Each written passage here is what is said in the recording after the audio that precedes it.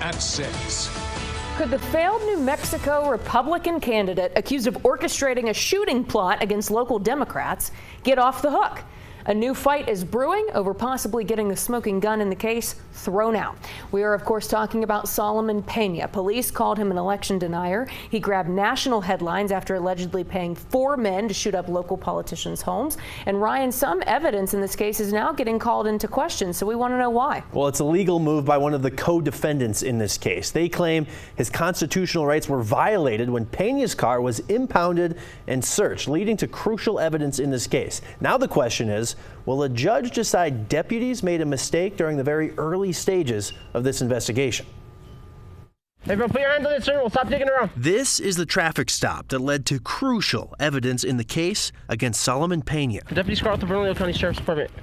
The reason I'm out with you is because you have improperly displayed registration, number 1, and number 2, there's a couple things popping up on your registration that we'll talk about here in a minute. Behind the wheel, it isn't Peña. It's Jose Trujillo. Trujillo says he's Peña's friend. It turns out this is not my car. I borrowed it. He's in Peña's car. Now, Trujillo's attorney filed a motion to get what is revealed next thrown out of court.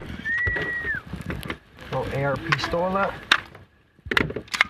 A gun. Recent court filings say matched ballistic tests. Police connected to the January shooting they accuse Peña of organizing. The evidence that we have is not only firearm, but it's also from cell phones and electronic records. However, Trujillo's attorney is challenging how deputies searched Peña's car. I still have to inventory your car to make sure there's nothing of value in there, though. We have to document that, so if the tow company steals anything... No, it's fine. I'd rather not.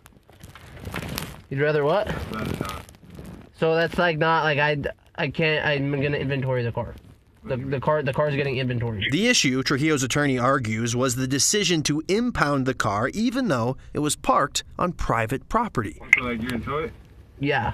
Okay, yeah, go ahead. An argument constitutional rights were violated, despite those rights coming up on the night in question. None of your rights have been violated, though. No, I know, man. I'm just like one of those people. Because I'm a very big constitutionalist. I'm actually a libertarian.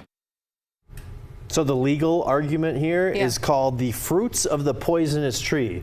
Seriously. So that is, if the defense can show that the search was illegal, all of the fruits or the evidence from the subsequent search or the metaphorical tree in this case should be just not allowed in court. Yeah, completely thrown out. Okay, so what happens next here? Well, the federal government has yet to respond to these legal arguments, but they did ask for a hearing to get pushed out a little bit. But, you know, it's not uncommon to see these types of legal challenges ahead of a big trial. Yeah, it is worth noting that Peña is facing 11 charges related to guns and interfering with public officials. Now, Trujillo is facing gun and drug charges for fentanyl investigators say they found that night.